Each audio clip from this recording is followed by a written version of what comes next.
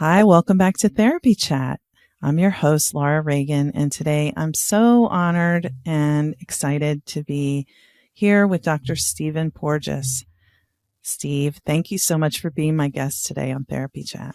Hi, Laura, and thank you very much for inviting me. Nice to see you again. Yes, thank you. You too. And I met you briefly at the Master Series in Oxford, and I'm very excited to speak with you. Of course, polyvagal theory is something that, as a trauma therapist, I've been hearing about for a long time, and I use in my work through sort of Deb Dana's translation of it. And but getting to speak with you is very special, especially after hearing you at the Master Series and seeing just how the way you speak about this. I'm really, really pleased. So let's just start off, though, by you telling our audience just a little more about who you are and what you do for those who aren't familiar. Okay, well, I have a long background. As I mentioned before, longevity is very helpful. I have been a faculty member. I got my PhD in 1970, and I was a 25-year-old assistant professor. And when the world invited young people to sit in front of classrooms and for graduate work, I was already had my PhD.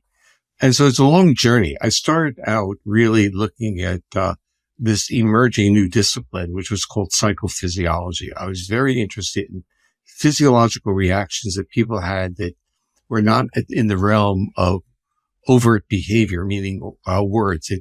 Things were going on in their body. And could we detect what was going on by literally putting electrodes on them?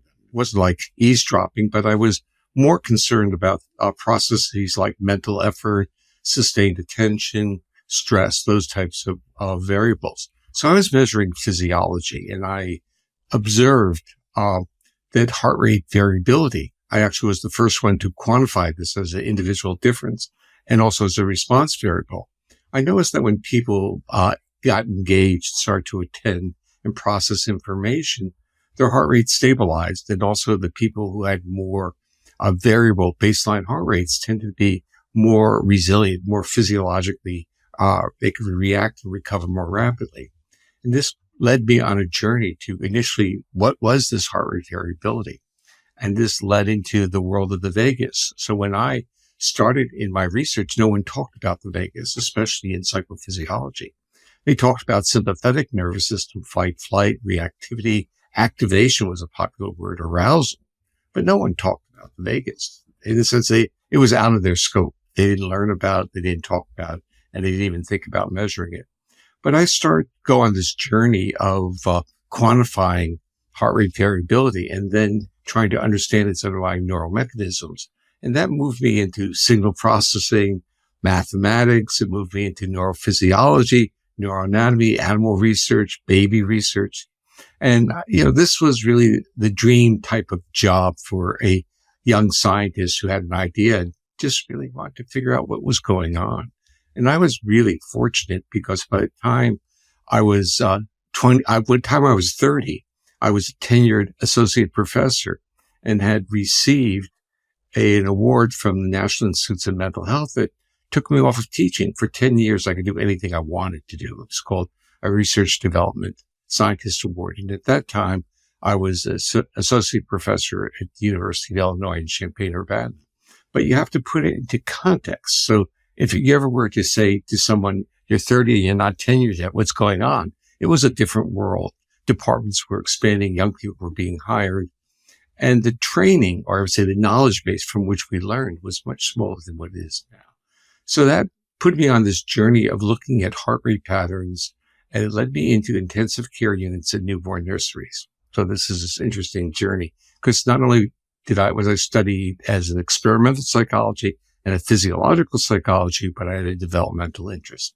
So I was studying basically preterm babies. And I noticed something very interesting. If they had heart rate variability, this respiratory rhythm and heart rate, the babies did real well. But if they didn't, they really had issues, including something that was called bradycardia. That meant heart rate got too low and they stopped breathing. And I wrote a paper on this about the protective effect of the vagus on preterm babies.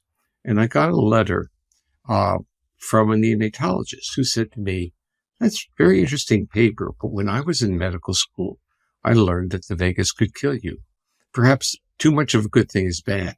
Well, I had to think, and then I had to literally morph into what did the neonatologists learn in medical school.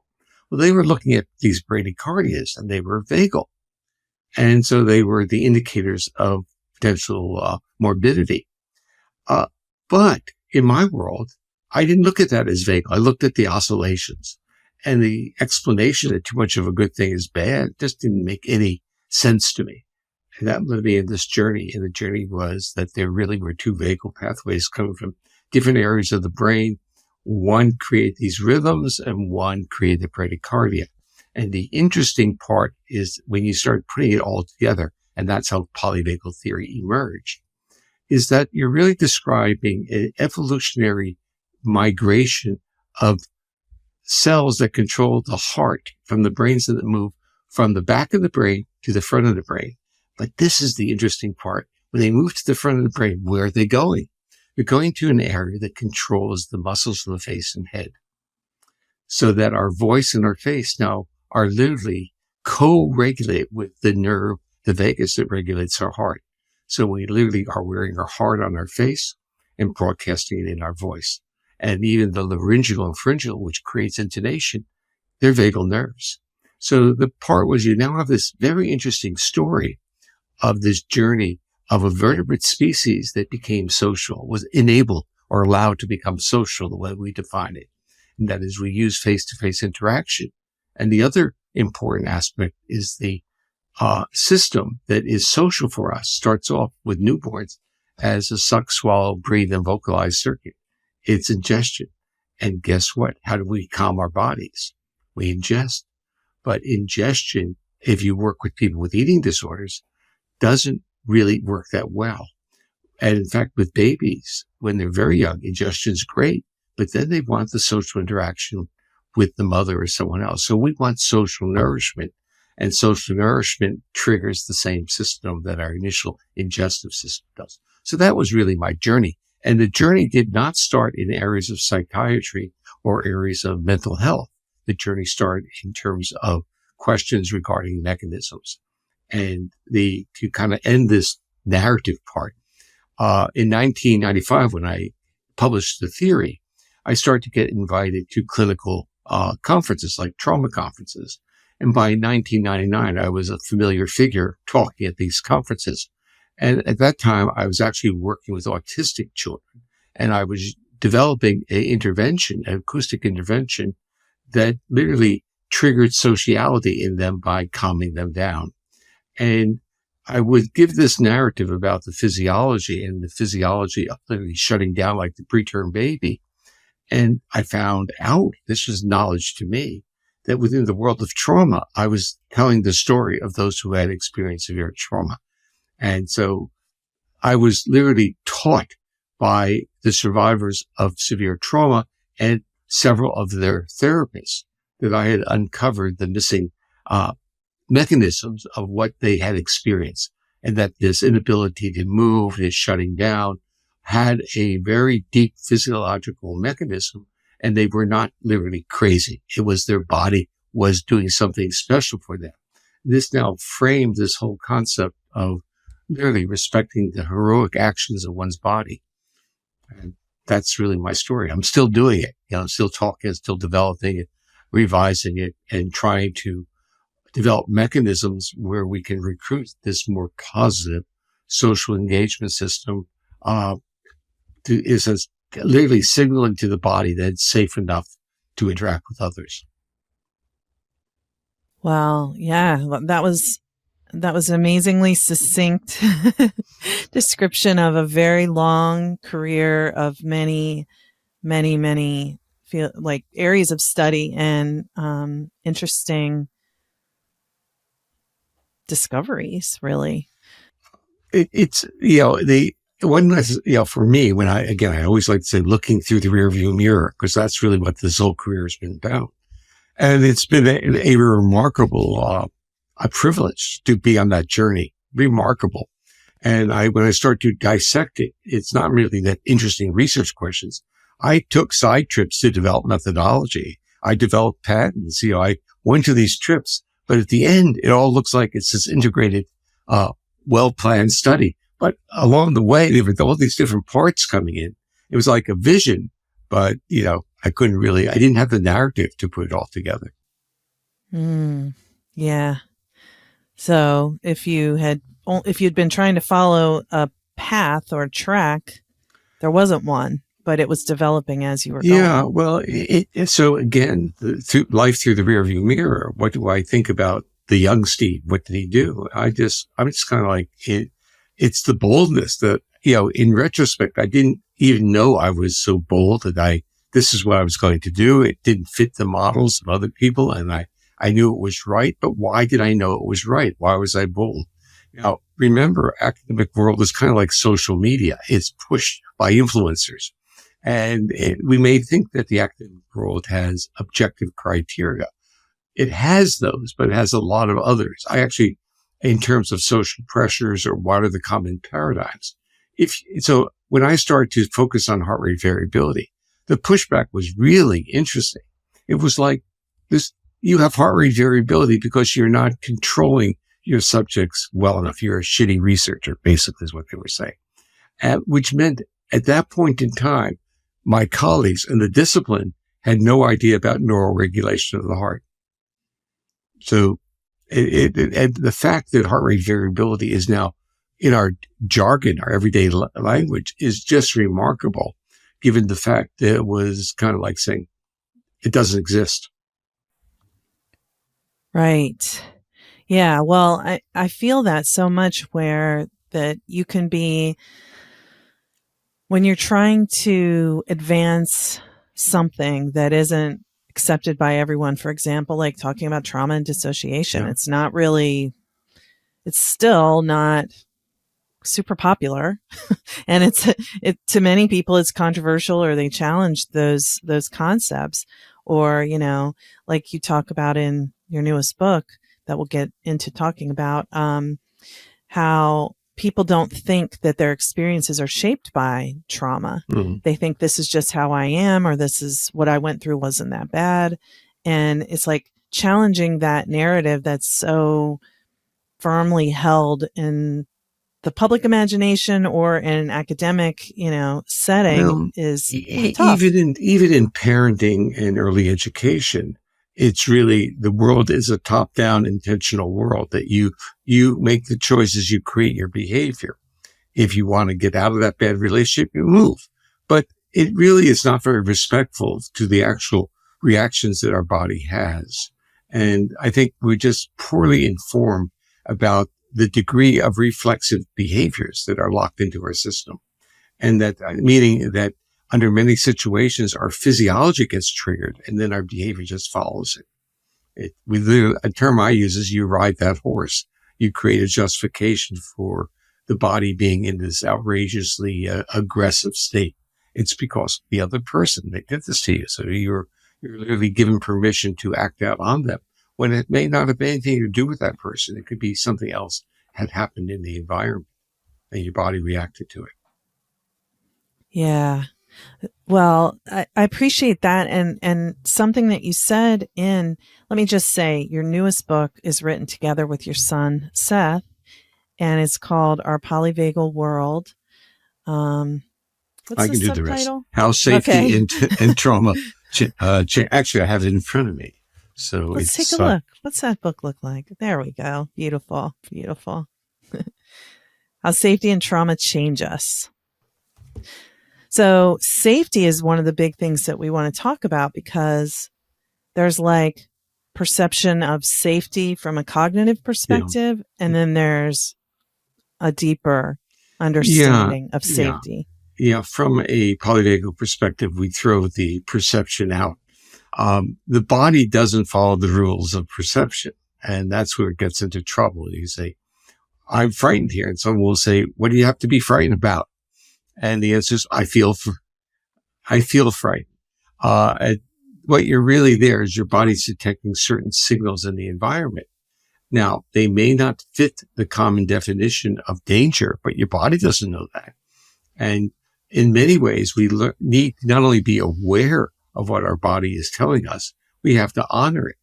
And so if we are going through those feelings and we have to stay in that environment, we should be with someone that we feel safe enough to give up our hypervigilance. So when we get into those states, we lose our ability to really recruit those higher brain structures for problem solving, for thinking. We can even go into the issues like spirituality and anything we want to talk about. Those things are accessible when our bodies are not in a state of defense. And we evolved as a species that craves safety through co-regulation with another. And now what as a trauma therapist is that if a person experienced severe trauma, especially early in life, they have great difficulty feeling safe with any other human being. They may gravitate to horses and dogs, or maybe even a cat.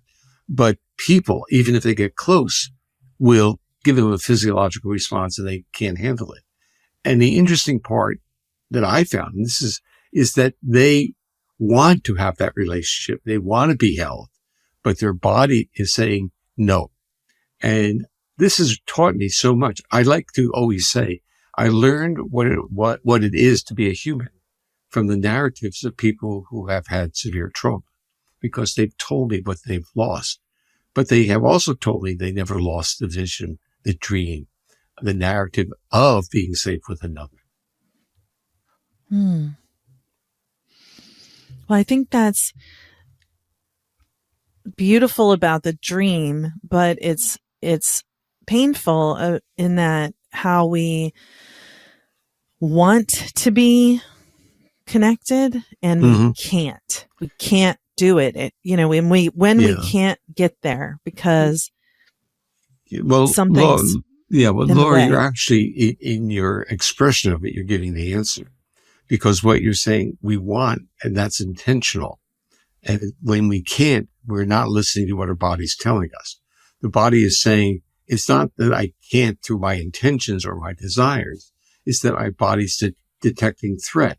So where is the focus of a therapeutic intervention? It's on the physiological state. How do I calm the body? How do I literally import signals of safety? And this was really the basis of that intervention that I developed, the Safe and Sound Protocol, because it was literally modeled on what a mother does with her crying baby. And she's using a very prosodic intonation of voice. And we've found in our research that the intonation, the prosodic, the positive emotional characteristics of the voice are related to whether or not a mother can effectively calm her baby down. The baby is detecting, it's wired into that. It's not that the baby learned to associate the voice with being calm. It's wired in. How do you talk to your dog or cat or your horse? You use the same prosodic voice. Now, you may not talk that way to your children. You may not talk that way to your spouse. But when you're in this early phase of relationship, you probably were talking that way. So in a sense, we reflexively do that. But what I learned also from the trauma community is that when their nervous systems get triggered through prosodic voice and accessibility of another one, when they start to open up and become, let's say, accessible, their interoception, their bodily feelings now percolate upward, and their top-down memories say, when I felt that way, I was vulnerable. And then they're not articulating that, but their body is doing that. So literally they'll jump out of the room. They'll just get out of there and say, they'll look anxious. And you can see this even in terms of relationships that people with severe trauma often start developing. They start getting close to someone and their nervous system says, can't handle that, too vulnerable. And so when we start to deconstruct it from a polyvagal perspective, we see the cues coming in the body becoming accessible. But now we see the interoception, the feelings being interpreted as vulnerability and danger. And of course, when you have that model, it all makes sense. So now when people become aware of these things, they start to say, how can I titrate and resolve, literally, how can I resolve those visceral feelings that are now triggering me to go into defense?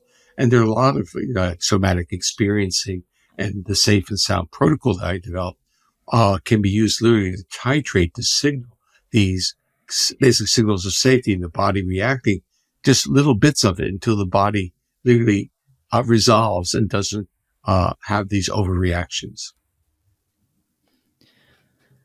It's amazing, and I was very interested, and I do have the Safe and Sound protocol training to complete. It's not completed, but I first signed up to do that when it was really more in the realm of occupational therapy and the training. I just was like, well, I don't understand how I'm going to use this with my trauma clients. Then it was changed, and I didn't catch back up to it until Leah Dwang sent it to me recently. That's a real interesting story because it came out of my lab working with autistic children. But then as I got as pulled into the trauma world, I would talk about this. So the trauma therapist said, where is this? And when we launched it, it was really focused for autistic kids, and the trauma therapists start to use it. And then we learned a hell of a lot because in fact, because it became a trigger for many of the clients. And when I heard that, you have to understand who I am. I don't want anything to be hurtful to anyone. And so I really almost wanted to pull it from the marketplace, pull it from at least adults. The trauma therapist reassured me, said, we'll figure this out. This is fantastic because you're using learning, what may appear to be a very neutral stimulus, to trigger this reaction. We can work with that. And they did.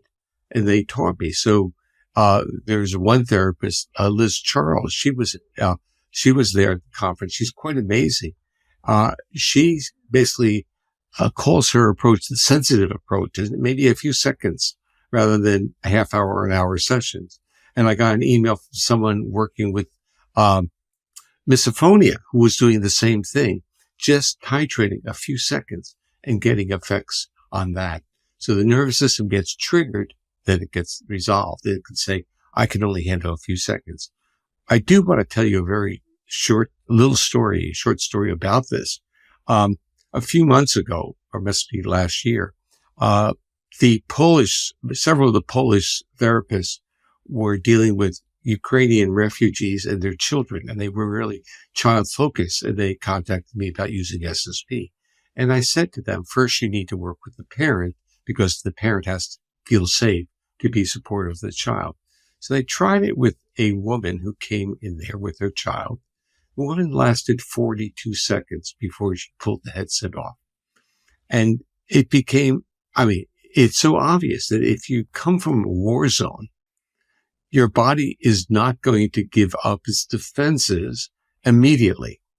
It will give it up, but the body wasn't sure, and the body had to be in defense if you have a child, new environment.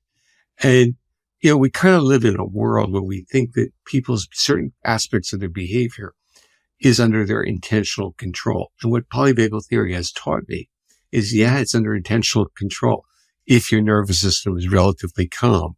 But if your nervous system shifts into these defensive modes, forget it. And that's when people get into fights and arguments and they don't even remember what they're saying. Yeah.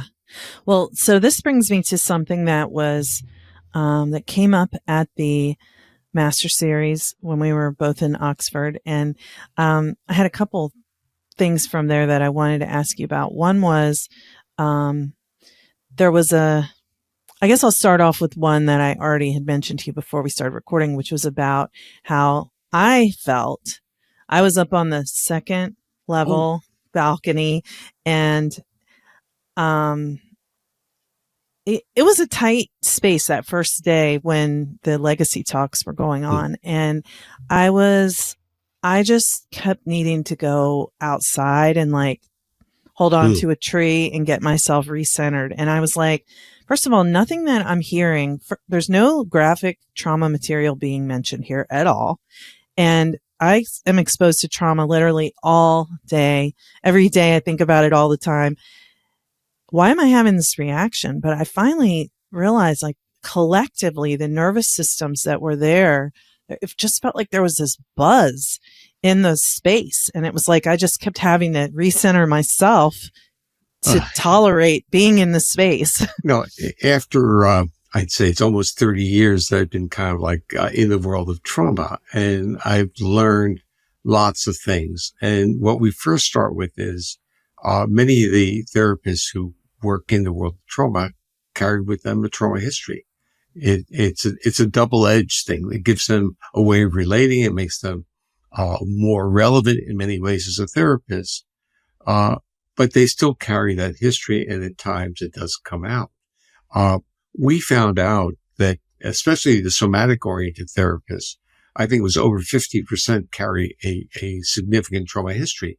But because they're doing therapy and co-regulating work with people, they're doing better than those who are not therapists. So it's really kind of an interesting, the relevance to co-regulation. It's this type of social nourishment and proximity. But if you call a meeting anywhere, of course, like anywhere, and say, I want the trauma therapist to come here, you're going to get many who are more fragile. And at the legacy discussion, you probably remember me saying it. It's not my day job. And for Bessel and for Peter, it was their day. This is Bessel van der Kolk and Peter Levine, very close friends over a long journey. With Peter, it's from the late 1970s. With Bessel, it's from the early 90s. So these are long relationships of closeness and understanding. But they both come at it through their own personal traumas and their own desire to make the world a better place. I came at it through my own curiosity. It's kind of, we all think that I have to honor the other people because there are people who have severe trauma in their histories. But many people think all families are kind of screwed up and they survive them. And people often make that statement. And I didn't really understand, I would say, the benefits of the family that I came from. And I kind of tease my sister, who's a retired psychiatric nurse who lives in the world of trauma as well, about what a good childhood and a good family we came from, because we never acknowledged that. But the issue is when you start getting the narratives, when people feel so safe with you that they are very willing to tell you their whole life history in a few minutes, and they do. And I find my role in that very special, and I honor it because they feel safe enough to talk to this white male about what's happened to them. And often I will say to them, would you like a hug? And you probably saw me doing some of that in Oxford. And they will say, look at me with a smile and say, yes, I'll give them a hug. And then I have gotten emails back saying you're the first male that I let touch me in 20 years. And the issue is it's extremely important to feel safe enough with another to allow that proximity. And I basically am honoring their bodies. If that's what they want, I can do that. It's not hard for me, to be available to them. And I'm very respectful of those needs, and I'm not aloof. And that was really the whole issue. And when you deal with this fragile population, you literally have to give up some of your own needs because you have to be accessible. Once you show cues of self-protection, those are cues of dismissiveness to people who need to be in your presence. That's an interesting point that you're raising. I think that was something that I'll admit, I left in the middle of the second half of the day that day, because I was just like, okay, I got to rest. I was jet lagged and I had just gotten there the day before. But I think that was one of the things that both Peter and Bessel were talking about how they, respond to like people, and you obviously, about people approaching, and there can be a real tension between wanting to be accessible and needing your own personal space. And we have our different levels of how, in any given day, how well you feel, how tired you are, how saturated you are with listening to other people's stories, or how well you rested that night, whatever it is.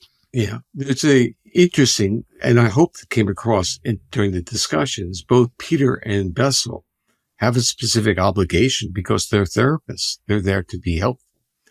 My role, I always took as different than being the helpful one. I was the explainer. So I was giving a narrative, and I didn't internalize the responsibilities that they did, and which basically gave me greater freedom to be accessible. That makes sense. Well, and we carry people's stories because we take them in and then we sift it through, and then we give them back maybe a small piece to develop, something to explore, be curious about, or some insight, but we hold it. Yeah. Yeah. Yeah. And that's part of what I really, about my personal journey is I'm not required to hold it.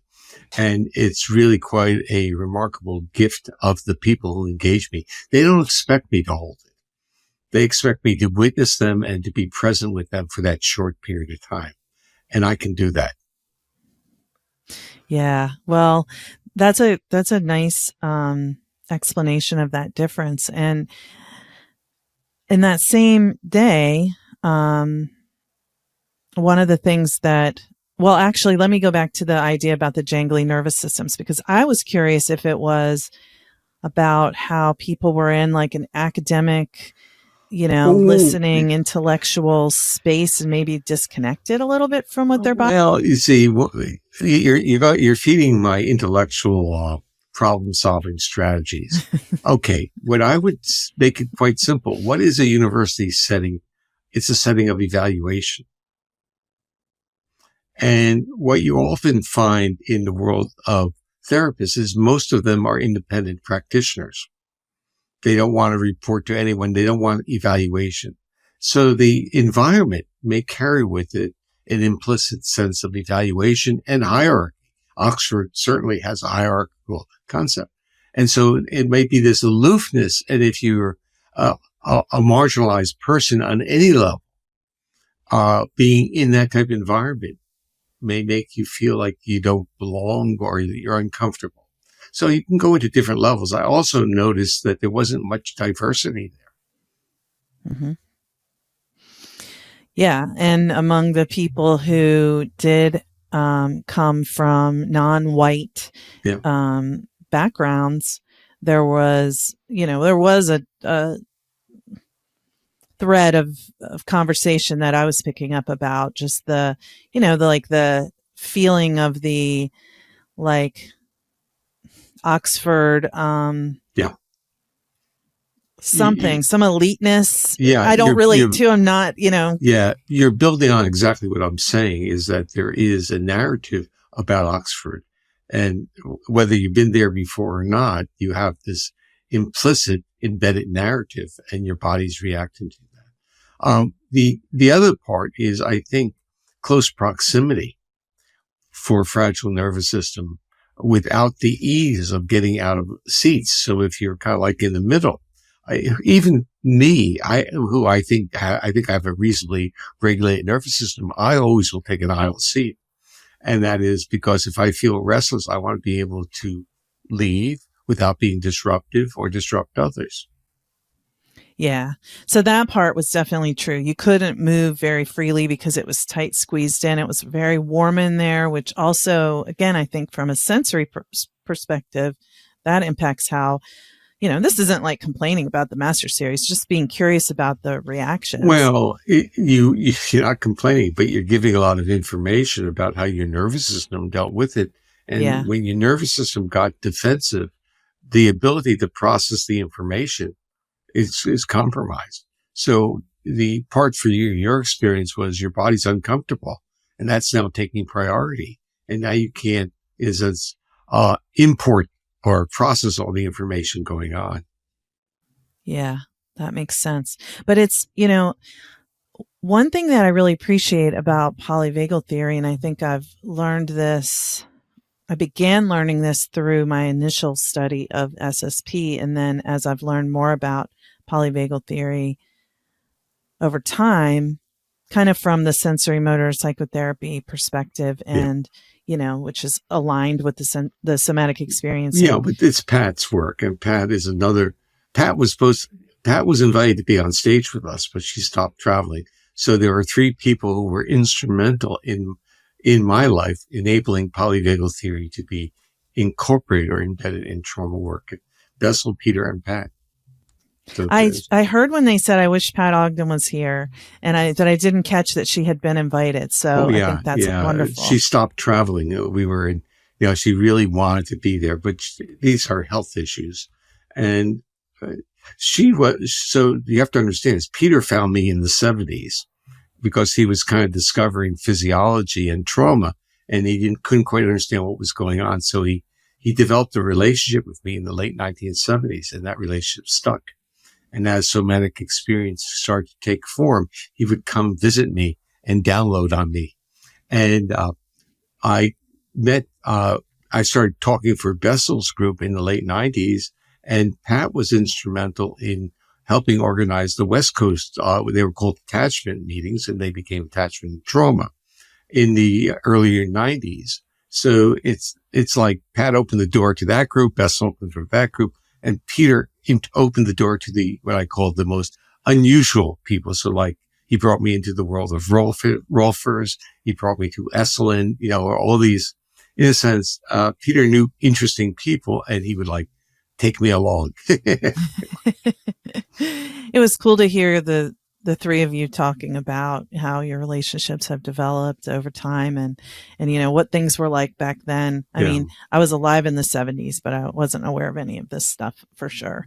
But one thing that, I've begun to realize is how much, I know a lot about trauma, but what was missing from the discussion about trauma for a long time has been the sensory aspects. And, it's like a memory you think of that is sensory in a way if it's something you see, but like the heat in the auditorium on that first day was something that my nervous system was reacting to as overstimulating, Oh, yeah. Yeah. Well, think about what it does to your metabolic resources. Your body wants to cool down. So it starts perfusing in a different way. You start to sweat. It's a metabolic demand. And when you're having those types of metabolic demands, it interferes with your ability to be present and process information. So, and then it basically probably got amplified because you could feel it and it got going. The issue is that when we talk about trauma and sensory information, we're talking about sensory from outside the body and sensory from inside the body. And the outside is really our hypervigilance where we detect threat. And if you have a trauma history, what is neutral to a lot of people is threatening to you. And then the interoception is this detection that your body is now under a state of threat because the neuroception of threat shifts our physiology, and our physiology now triggers interoception, which is the feeling of our body. And that's what goes up and disrupts us because we don't like those feelings. And in a sense, when our interoception is quiet, we're normally in states of homeostasis, meaning our body is serving us well for health, growth, and restoration. And it's during those states that we have the opportunity to feel safe, to engage, to be creative, to be spiritual. But if our body gets triggered, whether it's from thermo challenges are real, but if our body gets triggered to try to deal with those signals, we don't have access to the higher parts of our brain and the intentionality that comes with it and the beautiful ability to solve problems. Right. And be connected. And that's the part that I think is standing out to me so much from the way you've been speaking about this and your newest book. So if I may read a little quote from the book. Sure. This is just right from the beginning of it. But it says, when we feel safe, we are capable of generosity, empathy, altruism, growth, and compassion. When we don't, or perhaps never feel safe, our sense of self-preservation trumps all else, and selfish, desperate, and aggressive behaviors are all but inevitable for most people. And that's in relation to, are humans inherently good or are they inherently bad? Oh, okay. That's a great question because what you're really asking is what's our default state? Mm-hmm. Polyvagal theory says our default state is benevolence, loving connection, and cues of safety, reciprocal, which create co-regulation. It's only when we are bombarded with cues of threat that we lose that capability. And we evolve to be able to lose it for periods of time to enable us to move our bodies into safe places. So we're always on the quest for safety. And if we get triggered out of that state, we should be able to move ourselves.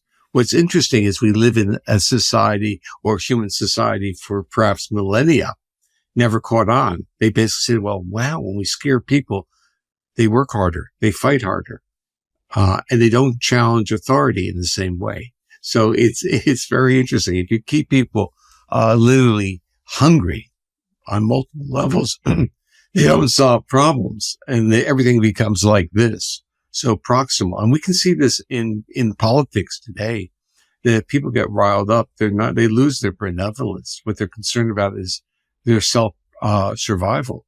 And for many of them, they're not even generous to their own families. So it's like there's the boundary is my body versus everyone else. Yeah. And I mean, what you said about for millennia, and it's kind of like figuring out that you can kind of conquer people by terrorizing them, and they won't fight back as much, or they'll stop fighting back. They won't organize. They will not cooperate. Yeah. They won't cooperate. And this is the really interesting part. And you can actually see it in politics about like unions, the anti-union bit, because if people cooperate, they have a degree of power. And it's really interesting to watch the politicians talking about the UAW strike from different perspectives. One, of course, this is empowerment. The other one, this is horrible, because they're destroying the big business. So, but what I'm really, and it's also telling you a lot about those people in terms of what physiological state they're in, because our natural state of when we're safe in our own bodies, we're spontaneously more accessible to others, more compassionate. We're nicer people. And I think we've been led to believe that our default is evil and that we need to inhibit the evil. And religions have had a lot to do with this. And also religions, of course, were a mechanism of controlling people. I'm not going to get into that, but I will talk about my view on spirituality. And I think there's a bifurcation, two different types of spirituality. When your body's in a safe state, you have a spirituality of connection, which is connection with other people, connection with nature, connectedness. But when you're under a state of great threat, you can have a spirituality, but it's a dissociative spirituality. You have this reaching out to a deity that is not connected to the physical reality you're living in. And many people are very comfortable with that relationship. But what I like to say is the true path is through others. So that is what we evolved to do. And that's our fulfillment from my perspective. And that's what polyvagal theory basically says, that our physiology can enhance our experiences and our relationships with others if we're able to be safe enough. What that means is to give up our defense reactions with a few trusted individuals. We don't have to trust everyone, but we need selected people to feel safe with. So then you're coming to a point that I wanted to talk about anyway. So I'm glad we're getting there, which is, and this goes back to the talks on the first day at the Master Series again. You know, there was one point, I won't name any names, but there was one point where someone who was on the stage became a little bit focused on a negative view. Yes. He got dysregulated, and his own perception of that is different than everyone else's. I know. As when he came back, he said, no, I'm the most positive person you've ever met. Yeah. I'm not pessimistic, but it's not certainly unique to that person to look at what's happening in our world and go, what possible hope can there be for us? We're destroying the planet. We're at war everywhere. We're, violent. We can't agree on anything. Our politics are a mess. And I can't live that way. I have to believe that there is hope and that we can do, and it's not about fighting evil, like you said. I really need to believe for my spiritual life that connection and, positivity are hopeful. Yeah, are possible. So I can reframe it, and I can even tell you a narrative about that. I've had some interactions, but what I really am saying is, when you get 800 people together in a room like at Oxford, who are there because they want to make the world better, And if you turn the clock back 20 years, you might have 30 people in that room. So you know that the world is expanding. And if we even talk about polyvagal theory, which came out of a laboratory and, was published in 1995, there are tens of thousands of people interested in it, which is literally a shock to me. And when we talk about the Safe and Sound protocol, there are tens of thousands of people who have been affected by that in the few years it's been out. So we know that there are people who want desperately to make the world better and want to be helpful. So I go into this optimistic viewpoint. Now, I'll tell you a real life example of, I had a colleague who I liked very much, and he was a physician and MD, PhD. And I wanted to mentor him into the world of trauma because I wanted someone in medicine to start looking literally at gut issues. And he, would spend a day a week and we would discuss papers and do things and talk about trauma. Well, he took it upon himself to do something that we know no clinician should ever do without proper training. He decided to ask his patients if there was something they wanted to tell him before they left. Uh-oh. Okay. 12 in a row told him about basically severe abuse. Most of it was sexual and most of it was in the home. It affected him to such a degree that he couldn't work anymore. He had to retire. He had to be admitted himself to hospitalization for a while. Oh my goodness. And he's a sweetheart. And it was, he wasn't ready for that information. Wasn't ready. And he said to me, just like what you were saying, how can I live in this world? It's so horrible. I said, it's not horrible. We're here. We're here. We're listening to these people. We are enabling them to do that transition back into a more benevolent, generous life of experiences. So the point is, we have to be prepared. But with him, there was something else I learned. I learned that his own narrative got uncovered when he got triggered. Yeah. And so he had talked about all this, his child, everything was just great. And when this happened was whoosh. It's like, so what we start realizing is that if we have these complex histories, we may start basically, I wouldn't say actively hiding them, but we're using a lot of our resources to keep them covered. It's not like it's intentional. It's just our life was formed that way. And when we get triggered, our body may not be able to handle that defense shield anymore. And then we hit, basically, it can be manifested. And it probably is the manifestation for many types of mental disorders that have different diagnoses. So like with schizophrenia, there's called second hit or first hit, there's issues. And we may find out that, so actually what's reflecting in my mind was my grandfather who had escaped in the turn of the 20th century from the Tsar's army in a coffin, more or less. So we know there's severe trauma there. Yeah. So he came over and he was relatively successful. Then he lost everything in depression. And when I met him, of course, I was born in the late 40s. All he did was sit in a chair. He just sat.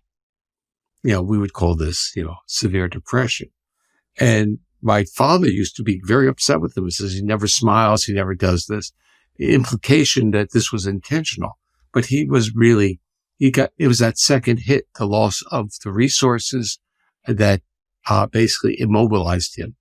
And it was really something interesting to experience. So you see different types of transgenerational traumas mapped into the life that you're around. So I think there's a lot of earlier things that we don't know about that set the vulnerability for these other hits. I will give you a finding from our own work, like about COVID. So, we're all survivors of COVID, but we did a study with about 2,000 people, a survey study. We asked about trauma history and we asked about autonomic regulation. And what's interesting is trauma history, severity of it, or the adverse index that we were using maps into autonomic regulation. The more adversity, the more dysregulated. And if they have no adversity, the autonomic nervous system looks great. But now the story gets really interesting. How did these people respond to COVID if they didn't get COVID? So we looked at depression symptoms, PTSD symptoms, anxiety, and worry. And if they had no trauma, no problem. If the autonomic nervous system was fine, everything looked good.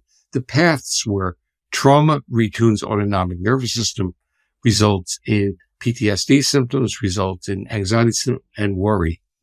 Then out of about 2,000, 100 got COVID because it was very early. It was March through May 2020. Mm. If they had no adversity history, none of them got COVID. Whoa. If they had a high adversity history, the probability was over 75%. And this is talking about only 100 people out of 2,000. So it's early. Through the whole pandemic, those numbers, of course, would not be as predictive. This is the early wave.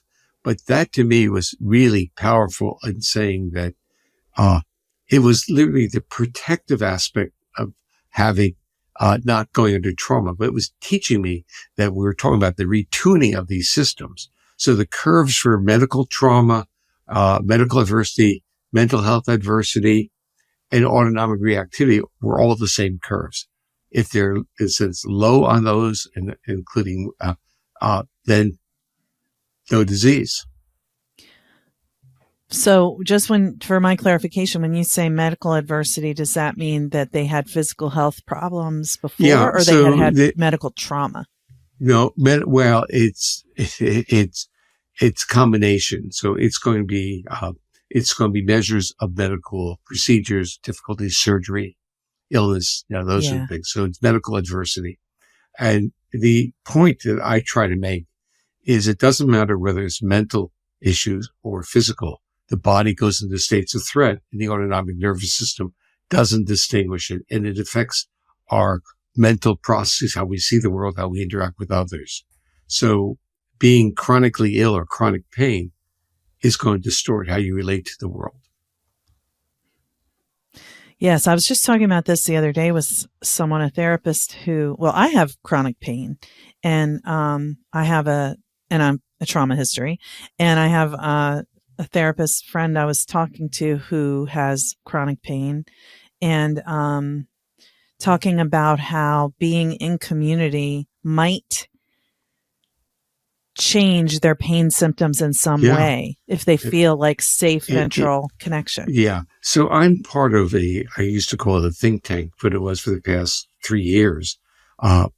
What happened was during the pandemic, some physicians focusing on pain and pain psychologists created kind of like a Wednesday night group, and it grew. And so we started to invite speakers. So we meet every couple of weeks, and they brought in, because they had, in a sense, discovered polyvagal theory on their own. They realized that surgery and medicine didn't work for chronic pain, but groups did, social community. And they needed an explanation, so they found me. And when they found me, I said, look, I know nothing about pain, but it's just like the world of trauma. It makes a lot of sense, because what is pain? Pain's very much linked to the sympathetic nervous system.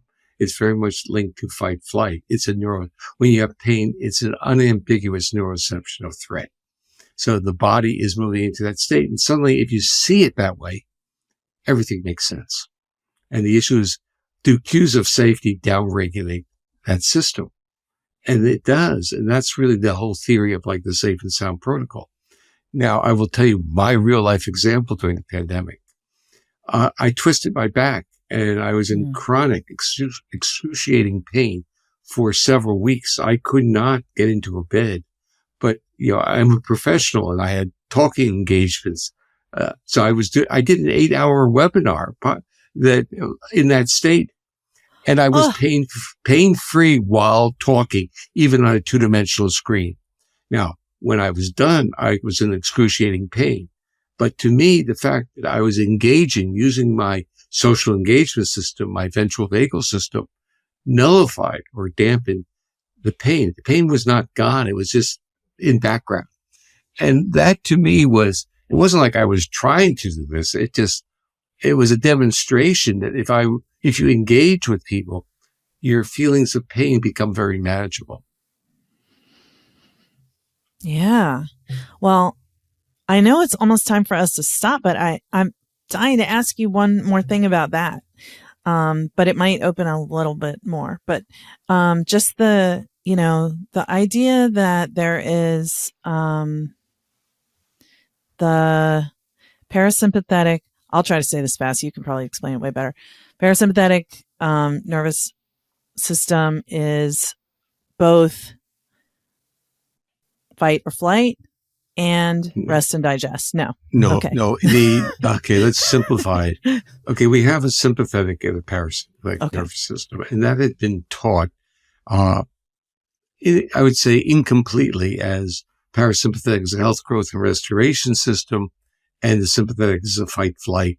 But they miss both a lot of parts there. The sympathetic's not just fight or flight, it's exuberance, it's energy.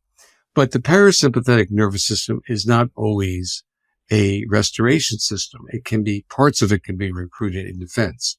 And that's because we can see this in the vagus. The vagus has two different branches. And the vagus is the primary nerve of the parasympathetic nervous system. One branch is this new mammalian ventral vagus that enables social engagement and basically is the choreographer of the rest of the autonomic nervous system. So when that system gets on, it's sending signals to the sympathetics and to the dorsal vagus that we can cooperate.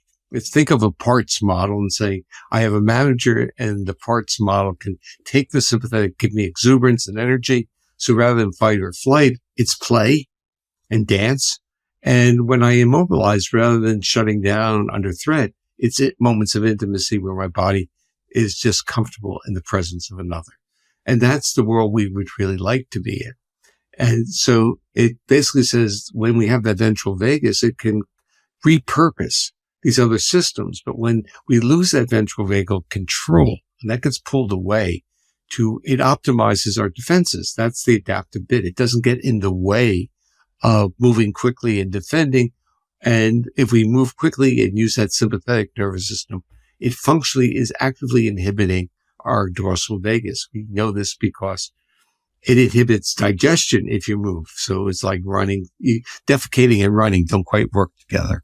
It's a switch that if you're mobilized, highly mobilized, it turns off the gut. Now, when the mobilization doesn't get you to a place of safety, what does your nervous system do? It says, I have one system left. I'm going to pull that lever and I'm going to shut down. And this is the story. This is the story of trauma. And that shutdown can be manifested in different ways. It can be manifested as passing out. It can be manifested as literally immobilizing, but maintaining enough muscle tone. We call that freeze, meaning some sympathetics on board. It can be manifested as basically defecating in your pants, which is part of that system. But in general, what we have is a very smart nervous system that takes those immobilization responses and then literally titrates them to serve the body's survival. So let's say initially the first reaction to a catastrophic adverse event was you passed out. But that's not a safe reaction. It's not good for you. Basically, it's potentially lethal. You get injured falling, all these things. So what does the body do? The body's smart. So it says, what if I titrate sufficient sympathetic activity so that I maintain my stature? I'm still standing there, but I don't pass out. We call that freeze. Then what happens to the real nuanced one, the totally successful person who has these defense reactions, but they have they've adapted so well that they can literally hold a job and create relationships. We call that dissociation.